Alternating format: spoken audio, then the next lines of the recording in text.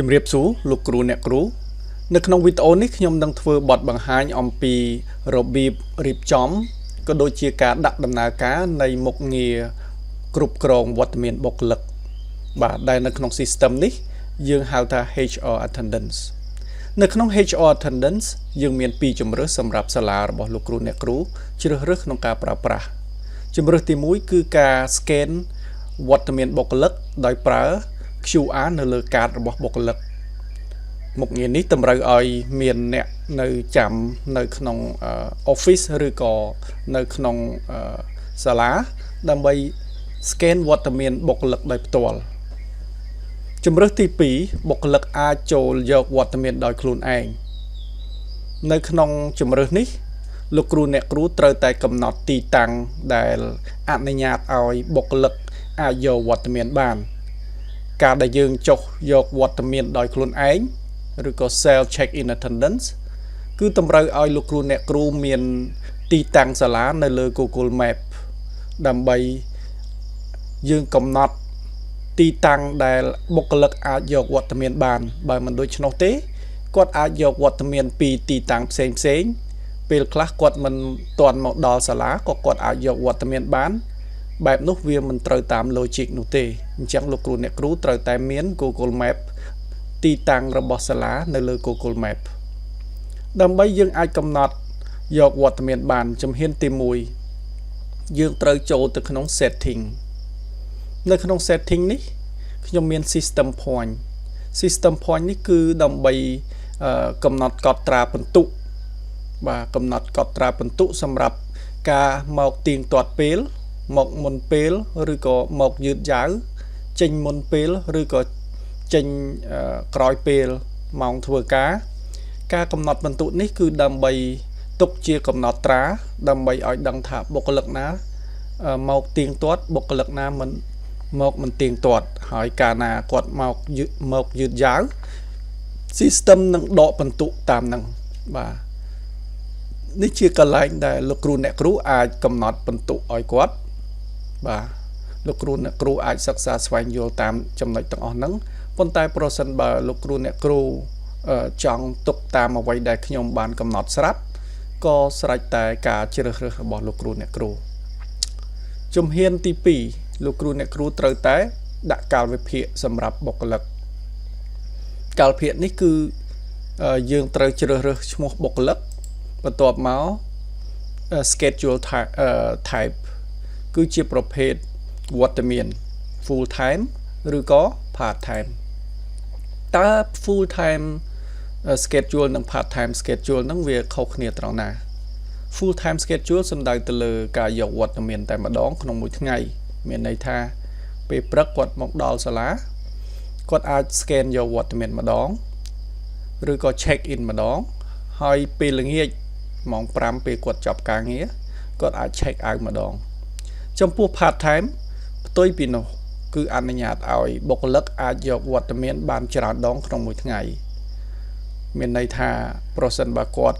ធ្វើការនៅវេនពេលព្រឹកម៉ោង7រហូតដល់ម៉ោង11គាត់អាច check in check out ម្ដងហើយនៅពេលដែលគាត់មកម្ដងទៀតនៅម៉ោង1ហើយចេញម៉ោង5គាត់អាច check in នៅម៉ោង1 check out នៅម៉ោង5ឬក៏មាន section នៅក្នុងពេលល្ងាចទៀតជំរើសនេះគឺល្អបំផុតសម្រាប់លោកគ្រូអ្នកគ្រូដែលមានបុគ្គលិកបាទគាត់មកច្រើនដងក្នុងមួយថ្ងៃប៉ុន្តែវាជាជំរើសរបស់លោកគ្រូអ្នកគ្រូការកំណត់នេះមិនមែនសំដៅថាបុគ្គលិកទាំងអស់ត្រូវតែជ្រើសរើស full time ឬក៏ part time មានន័យថាបុគ្គលិកនីមួយៗយើងអាចជ្រើសរើសដាក់គាត់ជា full time schedule ឬក៏ part time schedule តាមការអនុវត្តជាក់ស្ដែងរបស់បុគ្គលិកនោះបន្ទាប់មកកន្លែង default នៅទីនេះមានន័យថាប្រសិនបើបុគ្គលិកគាត់មានកាលភាគច្រើនហើយយើងចង់ដាក់កាលភាគមួយនោះជាកាលភាគទី1ដូច្នេះយើងជ្រើសរើស default yes បើមិនដូច្នោះទេលោកគ្រូអ្នកគ្រូអាចទុក as default no បន្ទាប់មកយើង add schedule ហើយឈ្មោះបុគ្គលិកនៅបង្ហាញទីនេះបែបនេះនេះគឺជាជំហានទី2ចំពោះការកំណត់ ឲ្យបុគ្គលិកអាចយកវត្តមានបានដោយខ្លួនឯងយើងមានការកំណត់ផ្សេងបាទយើងមានការកំណត់ពីរផ្សេងគ្នាទៀតការកំណត់ទី1គឺការបង្កើត branch ការបង្កើត branch នេះគឺសំដៅទៅលើទីតាំងការងារនៅក្នុងប្រព័ន្ធគ្រប់គ្រងតែមួយប្រសិនបើលោកគ្រូអ្នកគ្រូប្រើប្រព័ន្ធនេះសម្រាប់សាខា2ដែលសាខានោះនៅមិនសូវជាឆ្ងាយពីគ្នាឬក៏លោកគ្រូអ្នកគ្រូប្រើនៅឆ្ងាយពីគ្នាក៏អាចប្រើបានគ្រាន់តែថាប្រសិនបើយើងមានសាលា2នៅសាខាដាច់ដោយឡែកពីគ្នាប៉ុន្តែយើងដាក់ព័ត៌មានជាមួយគ្នាយើងប្រើ system នេះតែមួយធ្វើឲ្យថ្នាក់រៀនធ្វើឲ្យការគ្រប់គ្រងមានការលំបាកខ្លះដោយសារថ្នាក់រៀនវាច្រើនពេកអញ្ចឹងធ្វើឲ្យយើងពិបាកក្នុងការជ្រើសរើសប្រសិនបើលោកគ្រូអ្នកគ្រូមានតែទីតាំងមួយមានន័យថាប្រើ system នេះសម្រាប់សាខាតែមួយទេលោកគ្រូអ្នកគ្រូអាចបង្កើត branch តែមួយការបង្កើត branch មានន័យថាម៉េចដូចខ្ញុំបាននិយាយពីដើមមកហើយថាដើម្បីឲ្យវត្តមានដើម្បីឲ្យបុគ្គលិកអាចយកវត្តមានបានយើងត្រូវតែមានទីតាំងនៅលើ Google Map ការកំណត់ទីតាំងនេះគឺដើម្បីកំណត់រង្វង់ក៏ទីតាំងដែលអនុញ្ញាតឲ្យបុគ្គលិកអាច check in បានបើមិនដូច្នោះទេគាត់អាច check in ពីចម្ងាយពីផ្ទះពីទីតាំងផ្សេងយើងធ្វើមិននឹងអាចគ្រប់គ្រងបានដើម្បីឲ្យយើងអាចគ្រប់គ្រងឲ្យប្រកាសថាបុគ្គលិកនោះពិតជាបានមកដល់សាលាពិតមែន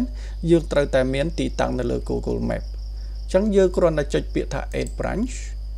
បន្ទាប់មកយើងដាក់ឈ្មោះទីតាំងសាលារបស់យើងអាសយដ្ឋាននេះបើដាក់ក៏បានមិនដាក់ក៏បានជា optional ចំពោះ latitude បាទចំណុចនេះហើយដែលយើងត្រូវតែយកដែលយើងត្រូវតែយក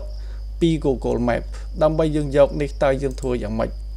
ជាការអនុវត្តជាក់ស្ដែងខ្ញុំចូលទៅ Google Map ឲ្យលោកគ្រូអ្នកគ្រូបានឃើញផ្ទាល់តែម្ដងបាទ Google Map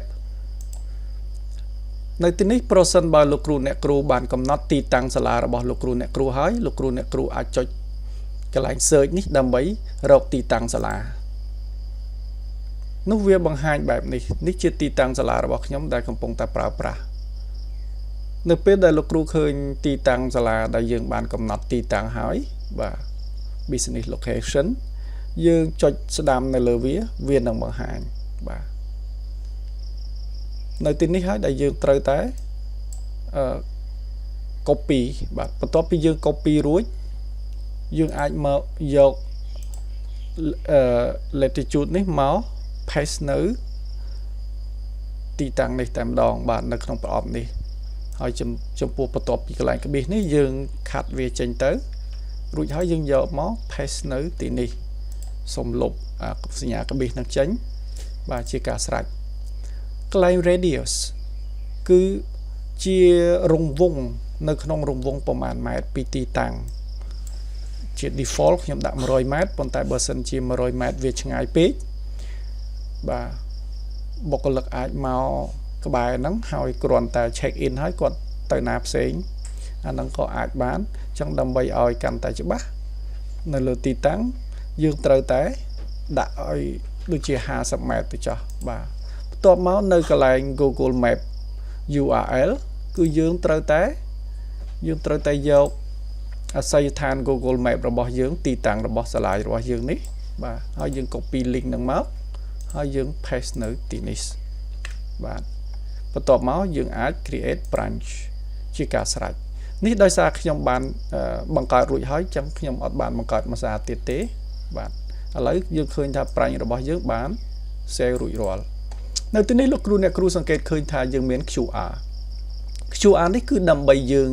យក print ចេញមកបាទយើង print QR នេះដើម្បីយើងអាចយក QR នេះទៅដាក់នៅលើទីតាំងមួយនៅក្នុងសាលាឧទាហរណ៍យើងដាក់នៅមុខ office ដើម្បីឲ្យបុគ្គលិកគាត់មកគាត់អាច scan នៅលើ QR នេះដើម្បី check in មានន័យថាគាត់ log ចូល system ហើយ scan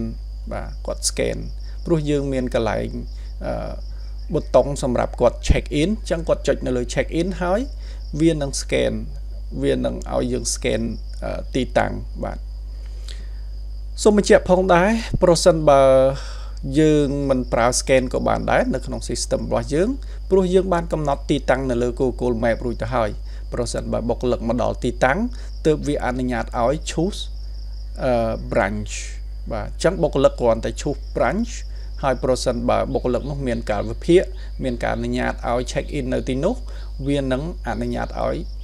take attendance ឬក៏ check in តែម្ដងក៏បានមិនបាច់ប្រើ QR ប្រសិនបើចង់ប្រើ QR នេះជាជំរើសរបស់លោកគ្រូអ្នកគ្រូបន្ទាប់ពីយើងបង្កើត branch រួចយើងត្រូវតែ assign employee ការ assign employee នេះមានន័យថាម៉េចមានន័យថាការកំណត់អនុញ្ញាតឲ្យបុគ្គលិកដើម្បី check in បានបាទដើម្បីអនុញ្ញាតឲ្យបុគ្គលិក check in បានវាខុសពីកាលវិភាគគឺអនុញ្ញាតឲ្យគឺជាការប្រាប់ system ថាបុគ្គលិកនេះធ្វើការម៉ោងម៉ានចេញម៉ោងម៉ានចូលម៉ោងម៉ានដើម្បីឲ្យ system មានកំណត់ត្រាដើម្បីដាក់ពិន្ទុដើម្បីមានកំណត់ត្រាទុកពីការមកទៀងទាត់ឬក៏យឺតយ៉ាវប៉ុន្តែនៅកន្លែងនេះកន្លែង assign employee នេះគឺការអនុញ្ញាតឲ្យគាត់យកវត្តមានដោយខ្លួនឯងបាទអញ្ចឹងដើម្បីយើងកំណត់នៅទីនេះយើងត្រូវតែចុចនៅកន្លែងselect employee បន្ទាប់មកយើងជ្រើសរើសបាទ employee មកប្រសិនបើយើងមាន branch ច្រើនបាទយើងមានសាខាច្រើនដែលយើងប្រើនៅតែ system តែមួយសម្រាប់គ្រប់គ្រងសាខាច្រើនហើយបុគ្គលិកម្នាក់ហ្នឹងយើងឲ្យគាត់អាច check in គ្រប់សាខាឬក៏សាខាមួយណាយើងអាចកំណត់បាននៅទីនេះផងដែរឧទាហរណ៍ថាបុគ្គលិកខ្លះគាត់បង្រៀននៅសាខានេះផងគាត់បង្រៀននៅសាខានោះផងអញ្ចឹងយើងកំណត់ទីតាំងបាទដើម្បីឲ្យគាត់ check in នៅទីនេះគាត់អាច check in បាននៅសាខាទី1ហើយសាខាទី2ក៏គាត់អាច check in បានអញ្ចឹងមានន័យថាគាត់ធ្វើការពីរកន្លែងប្រសិនបើយើងមានតែមួយសាខាយើងចុចទៅលើសាខានោះហើយ assign បាទនោះយើងនឹងឃើញថាបុគ្គលិកម្នាក់នេះយើងបាន assign ឲ្យគាត់ check in បាននៅក្នុងសាខានេះតែម្ដងបាទនេះគឺជាការកំណត់និងការប្រើប្រាស់នៅវត្តមានរបស់បុគ្គលិកហើយការជ្រើសរើសជំរើសប្រើថាតើយើងប្រើដោយ scan QR មាន admin ជាអ្នករងចាំ scan QR របស់បុគ្គលិកឬក៏ self check in គឺជាជំរើសរបស់លោកគ្រូអ្នកគ្រូប៉ុន្តែកាលណាដែលយើងដាក់ឲ្យមានអ្នកឈរ scan យើងត្រូវចំណាយពេលនិងចំណាយបុគ្គលិកម្នាក់ទៀតដើម្បីរងចាំបុគ្គលិកដើម្បីយកវត្តមានបុគ្គលិកប៉ុន្តែប្រសិនបើជាការងាយស្រួលខ្ញុំសូម recommend ឲ្យលោកគ្រូអ្នកគ្រូប្រើមុខងារ self check in វាធ្វើឲ្យការងាររបស់យើងមានភាពងាយស្រួលប៉ុន្តែតម្រូវឲ្យលោកគ្រូអ្នកគ្រូកំណត់ទីតាំងនៅលើ Google Map បាទវីដេអូនេះខ្ញុំសូមបញ្ចប់តែត្រឹមនេះប្រសិនបើលោកគ្រូអ្នកគ្រូមានចម្ងល់បាទមិនច្បាស់ទាំងណាអាចឆាតមកខ្ញុំតាម Telegram បានសូមអរគុណនិងសូមជម្រាបលា